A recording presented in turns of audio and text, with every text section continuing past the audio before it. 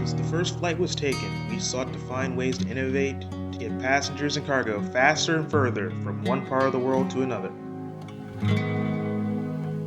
For a long time, the name of the game was speed. From the Wright Flyer to the Concorde, we've always tried to find a way to get there faster. With global warming taking its toll on the Earth, and emissions constantly on the rise, it is time for the world's biggest polluters to do something about it.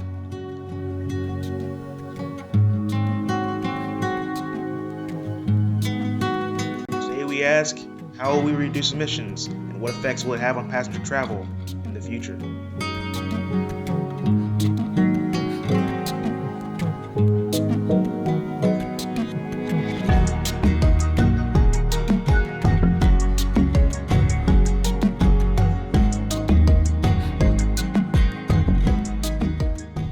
Alright, so we're going to talk about how we're in this world, we love travel and aviation, and across the world we have this problem of global warming, our CO2 emissions, and things of that nature.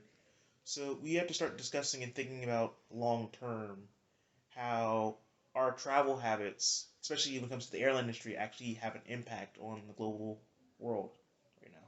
The thing about the airline industry is that, and traveling um, through the air is that it's one of the necessary evils to connect the world.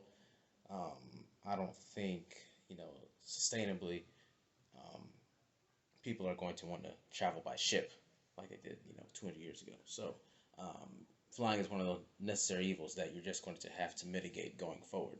And I think that a lot of the airlines are, they're working hard to explore using different methods of, of saving fuel. Like we've seen in the past, 10 years or so, a lot of airlines have adopted um, using winglets on their planes, which Mm-hmm. winglets can save like roughly 6% fuel emissions versus a non-wingleted plane. Source of that is Aviator Dave. He was doing a segment on the Boeing 757 yesterday, and he was showing that how the new winglets on the 757 can save 6% of fuel emissions. To go a step further, airlines have adopted similar winglets, which is an extra winglet to a winglet, which can save even more fuel on airplanes. And now we're seeing with newer airplanes such as that Airbus and Boeing are coming out with the Neo family on the A320 family and the Max generation on the 737 family. The engines that they use can save 20% fuel efficiency on versus the older generation of the 320 and the 737. So clearly, like I said, this is a necessary evil that we have to deal with, have to mitigate, and airlines and manufacturers are taking the necessary steps to focus on carbon emissions. So, um, yeah. It's not just that though. Airbus and Boeing have both been building composite body aircrafts with the 787 from Boeing and the A350 from Airbus, which actually have savings not only on their weight, which helps fuel savings, but by having a composite body, they're more flexible, and they use less material in their construction instead of using the more contemporary steel frame and aluminum bodies that we see on most modern aircraft today, like the 777 or the 737 or even the A320 for that matter. So these new composite bodies helping being lighter, also more easily printed and put together allows for us to travel in a faster, sleeker, and more efficient setting just by the body alone. Yeah, you can see in just the designs and Airbus and Boeing's new aircraft that they're working on getting people farther, faster, but also cleaner. You can see that in the wing flex design in the Boeing 787. You can see that in the wing design in the Airbus A350. That they're definitely focusing on just designing the plane to be more fuel efficient, not just even looking at the engines and how they can use fuel less, but just the improving the aerodynamics of flying in general is a huge step. Because wide body flights are typically things we think of like long hauls, like the A350 does a route from New York to Singapore, which is the longest flight in the world, or flights like Sydney to Los Angeles, or Sydney to just about anywhere in the world because of how remote the area is. Many of these airlines have to balance distance and the actual capacity of the aircraft. So things like A380s are not that efficient at all, but it's one of their necessary evils to fly hundreds of passengers in such a quick amount of time to their destination. Yeah, and I think what's interesting about air travel, if you compare it to, like driving a vehicle, aircraft generally they use about a mile a gallon, which if you think about that in terms of a car, it's like super fuel efficient. But think about how many people you're transporting at the same time and how far you're taking them. Or the cargo involved, Right, also. right, exactly. And just to put it all into perspective, emissions from airplanes and aviation in general is only about 2 to 3% of global carbon emissions. Looking at vehicles, that's about 20%. So vehicles obviously have a much they do more harm to the environment than airplanes do.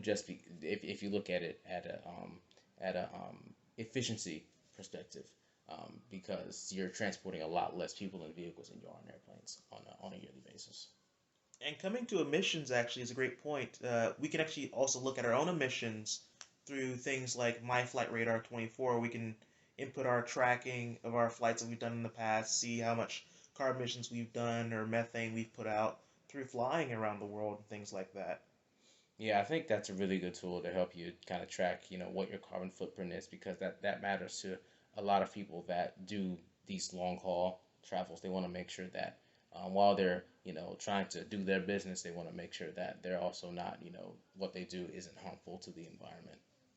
And what Google's done a good job of recently, or starting to try to implement to help with things like that, is that you can now book flights and see in certain cases on certain flights around the world how much emissions or how much carbon you're actually putting out there by simply flying to your destinations.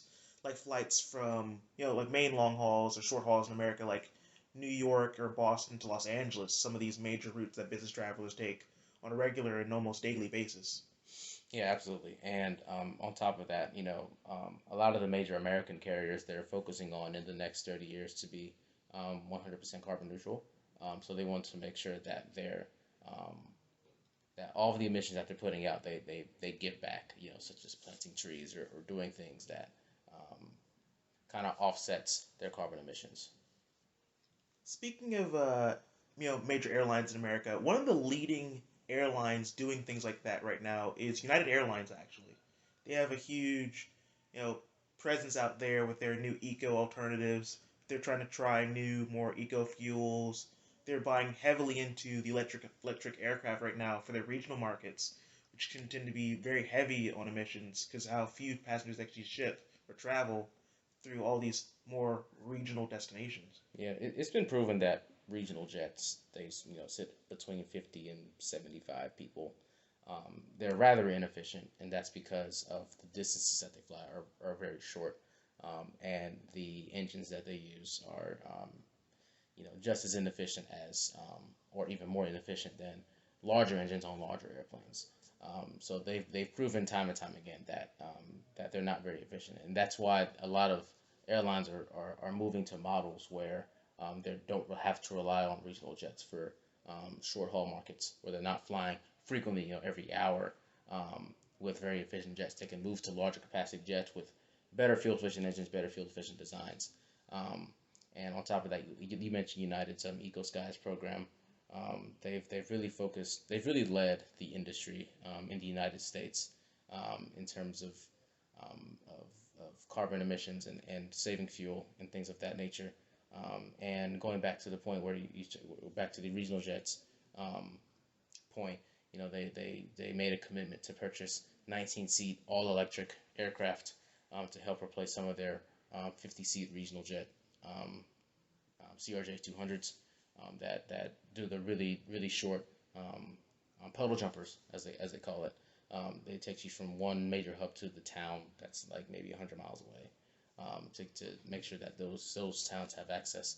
United has they've definitely led the industry in that aspect. Delta or American or any of the other low cost carriers they have not stepped up to the plate as proactively as United has.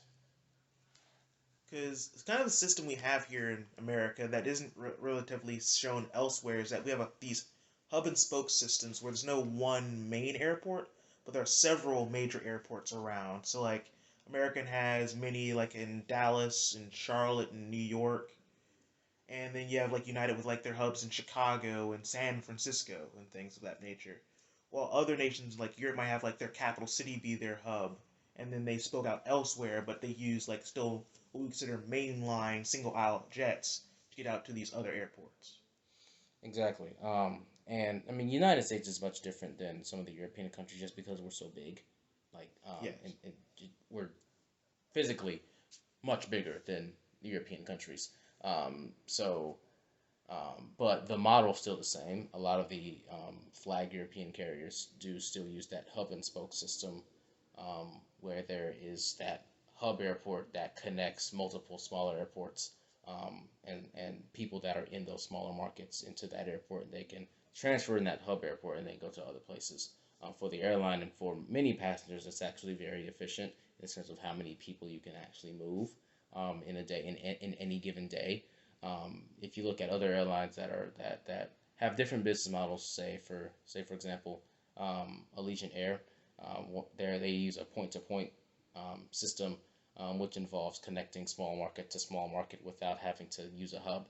The issue there is that you have so many point to point systems that you're actually flying a lot more cycles, and so your emissions are actually a lot higher, um, per passenger in that kind of model. Just because normally when you're going small market to small market, you're not transporting as many people at once. Look at a hub and spoke system. You could be transporting going from one small market to the hub, and those people in that airplane are dispersing to many different places once they connect at the hub. So normally, you see that here in the United States, you see that in Europe. That hub and spoke system is the most efficient way to get people to move. So with all these aging aircraft out there, because with the hub and spoke system, you have a lot of places having like high emissions in like one centralized area. We've also been working on making sure that taxi times come down. So that's something that the FAA's had a big hand in, especially in Charlotte, is one of their test beds, where they're trying to maximize and make more efficient how much time airplanes actually spend on the ground burning fuel idling rather than actually being in the air. Right, and speaking of Charlotte, Charlotte is notorious for how inefficient it is, despite um, how busy it actually is. I mean, in terms of airplane movements, Charlotte is top five in the world, which is very weird to think about considering the city itself and the market that's there. But if you look at the busiest airport in the world, which is Atlanta, Atlanta's touted for being one of the most efficient, and that's all due to its layout, the physical layout of the airfield and the terminals. The terminals are not connected. They're not physically connected. They're connected via underground pathway and an underground people mover. But when above the ground, the airplanes don't have to, or the pilots in the airplanes don't have to worry about waiting for other airplanes to get out of their way, just because of the proper spacing of each of the terminals. Atlanta has 7 terminals, and they're all spaced properly. So that way, when planes are leaving the gate, planes that are trying to get to the gate don't have to wait for them to get out of the way. Look at an airport like Charlotte, where it's one giant building that has about 6 or 7 different legs attached to it. When there's planes trying to get out and planes trying to get in, the space is so confined that airplanes have to either sit at the ramp next to the terminal, or they have to wait when they're landing, after they land out in the taxiway, to just sit and burn fuel while they're waiting for other airplanes to get out of the way. So a lot of airports are trying to adopt a model that helps airplanes move as quickly as possible, so that way they don't have to wait. One, that's less fuel burn for the airline. Two, that's less wait time for the airline and for the passengers. And three, that saves money for the airline because the airport's not charging them for sitting on the taxiway. That's, by the way, that is an FAA rule. They do have to charge they charge a certain amount for how much time an airplane sits on the ground. So it's a win-win in that scenario where you have a more efficient airport layout. It saves money for everybody and it saves fuel. So what we can also do for like on the airline side of it is invest in things like the Neos and the Max coming out for their more narrow body aircrafts and the new aircrafts and the wide bodies with their more newer and efficient engines. So what do you feel like your opinion is based on which would be better for airlines right now, like come to like the Airbus side of the Boeing side of the picture with their new aircrafts? Well, that really doesn't matter. If you're picking a company just based on how much fuel they want to save, or who might have the more efficient airplane. I don't think that matters. The A320 Neo family and the 737 Max family, they compete head to head. You could pick one or the other. It really wouldn't matter from that standpoint. That just kind of comes down to brand loyalty essentially, or who has the better price. But from a performance perspective, they do the same thing. You can't lose with one or the other. Um, And the XLR is actually a great way to segue into our next conversation point of business versus leisure travel. The A321 XLR is this new middle of the market aircraft that can now go transatlantic with what JetBlue is doing. Actually, they started flights going from JFK in Boston to London with their A321 XLR, which is extended long range. Correct? Right. Well, what's interesting about JetBlue was that I didn't learn this until when they actually started the service. They started flying from New York, JFK to London Heathrow, and most recently London Gatwick. They'll start Boston service soon. They bought a version of the A321 Neo called the A321 LR, which means long range. I didn't know that a long range version existed until they started the service. I thought it was only Neo and Neo XLR, but there's actually an LR which is in between the two. So JetBlue's operating that. It's actually more fuel efficient than the standard 321 Neo, which is very surprising. The XLR, the extra long range, on the other hand, will open up very, very long routes that don't have super high demand. American actually ordered quite a few A321 XLRs, and they plan to operate those out of their Philadelphia Atlantic Ocean hub. That's how they use Philadelphia on the East Coast to operate many European destination routes. They plan on using that plane to as far as Athens, Greece, from Philadelphia. It can make it that far, which is very, very insane, in my opinion. On an narrow body jet, it seats about 180, 190 people. It's not as big as, say, a Boeing 767, which is what is typically used on that type of route. But it fills that role, but it also does it in a way that you don't burn a lot of fuel, which is really good for the airline. So I'm really curious and really excited to see how airlines will be able to use the A321 Neo LR or XLR in the future. Because what we're seeing here, especially as we're getting out of the pandemic, or as we hope to be getting out of the pandemic, is that leisure travel's picked up very significantly over what used to be the huge business travel market, which would have increased these wide bodies to locations like London. But with people being more, oriented for like vacations and things, just wanting to get out again because the pandemic was shut down so many things around the world. It's more of like leisure travelers, and that doesn't necessarily mean you're going to have a full plane of 250 people on a 76 or 777. You have to start using these planes like the A321LR or XLR, which seats less people but still gets the job done when it comes to like things of range and that sort. Exactly. And what's really interesting, so here's actually an example. Looking at a, excuse me, here's a really interesting example. So looking at the chart, I'm looking at a chart here that shows kind of fuel burn of the A321 LR versus some of the wide body aircraft, which would operate very similar routes. The A321 Neo LR long range has a average fuel burn of 97 miles per gallon, which might seem crazy fuel efficient, I guess, from a car perspective.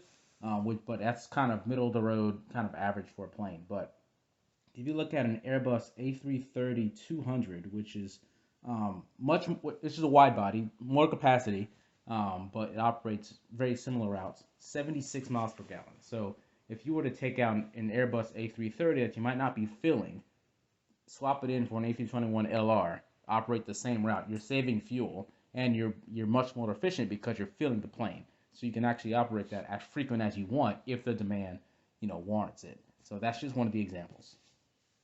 So it's actually kind of a good thing that we have like these new planes like perfectly timed, even despite the pandemic, coming out to fill these brand new roles that planes like the 757 kind of left behind because there really wasn't a plane for that market for a while that would fit like the middle ground for between narrow body fleets and wide body fleets. So with the purchase of every new aircraft, some aircraft has to be retired. And this brings us to what American and Delta have been doing lately. with the for American specifically, the retirement of their MD-80s, the 757s, the A330s, and their 767s. Right. American in 2019 retired their MD-80 aircraft, which was a staple of their fleet. The MD-80 family, which includes the 81, 82, 83, 87, 88, they're all touted for being reliable, but also extremely fuel inefficient. American was ahead of the curve, retiring their MD-80 fleet in 2019, well before the coronavirus occurred. Those have mostly been replaced by their incoming 737 fleet, which operates some of the same routes, have a little bit more capacity, which are also inherently more fuel efficient, simply because they're newer. But American and Delta also kind of streamlined their fleet in 2020 due to the coronavirus pandemic. For example, American retired their Boeing 757 and Boeing 767 fleet in May of 2020, very shortly after the coronavirus began wreaking havoc on the entire world. Delta did something very similar where they retired their 777-200 fleet that includes the extended range and longer range variants of the 777-200. Part of this reason was for operational reasons, because both airlines have such large fleets of many different types of aircraft. Streamlining their fleets down to only a few aircraft makes it easier for their pilots operationally to be able to fly anywhere that they want to.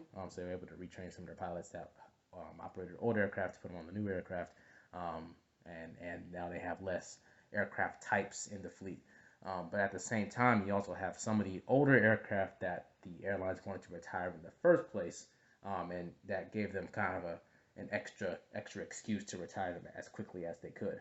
Another example of that is Delta with their MD-80 fleet. They had the MD-88 variant of that fleet, which was also a very highly fuel inefficient aircraft that was going to be retired by sometime between the end of 2020 and about now late 2021, but because there was nobody flying in 2020 during the coronavirus pandemic, they had really no reason to fly those airplanes at all.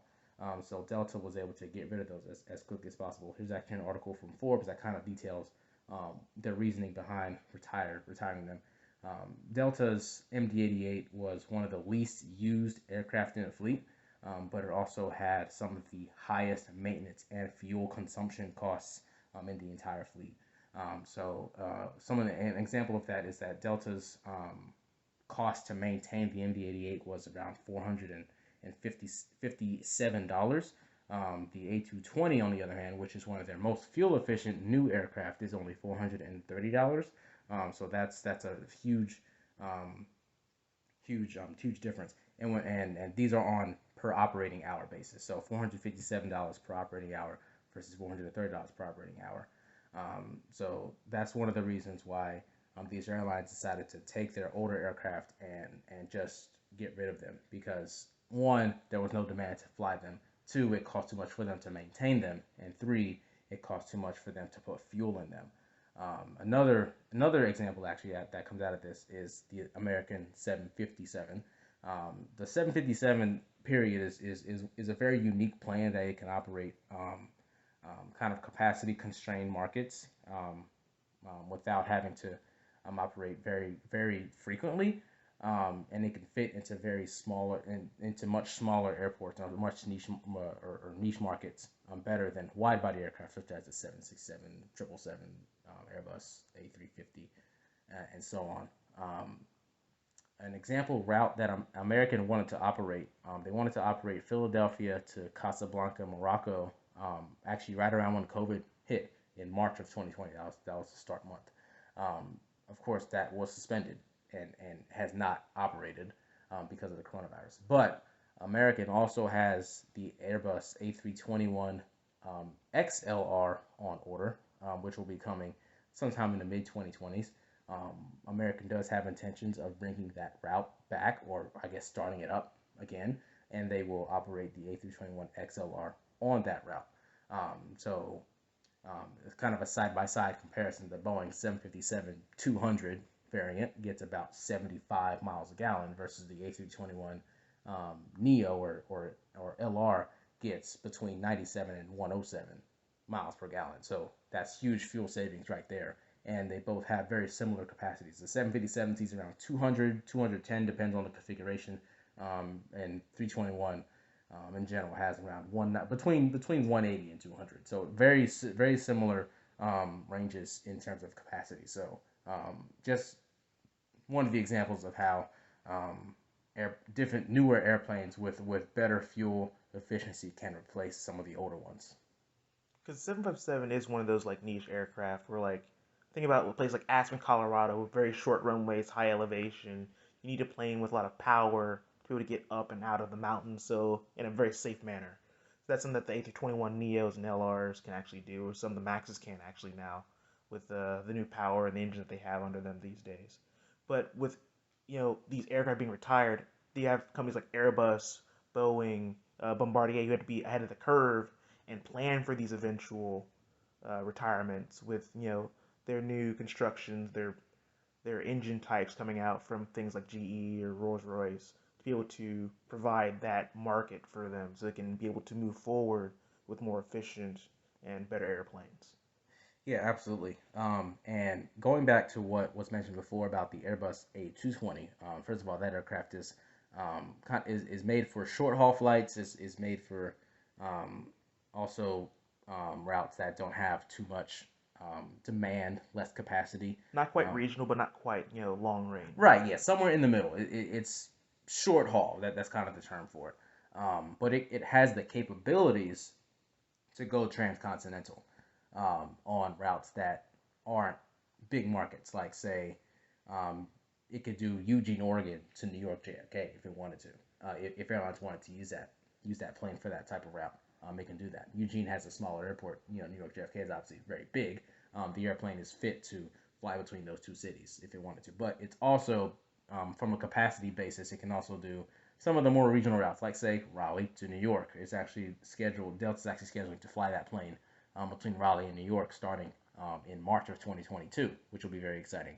Um, but the Airbus A220 is known, in a short lifespan. It didn't start flying until very recently, for being very fuel efficient. Here's an article from Simple Flying. The A220 has been designed to be a highly fuel efficient aircraft. Considering the number of passengers on board, the efficiency is advertised by Airbus at 120 miles per gallon, which is astronomically high for pretty much any airplane. If you compare it to a 737-8 MAX variant, it gets about 103. An A321 Neo gets 107. So it's even more efficient than some of the higher capacity, longer range aircraft that are being touted as fuel efficient aircraft as well. In their own rights, they're still very fuel efficient, but the Airbus A220 can compete neck and neck with those type of airplanes because of its extended range. Um, and its ability to operate in very small airports. Well, one of the planes is actually like that Delta's trying to replace with it would be the 717, which has the same seating arrangement with it's just 2 and 3 seats, so 3 on the left, 2 on the right. Same seating configuration, like very similar routes. Like Minneapolis has a lot of 717s hubbed there, based there.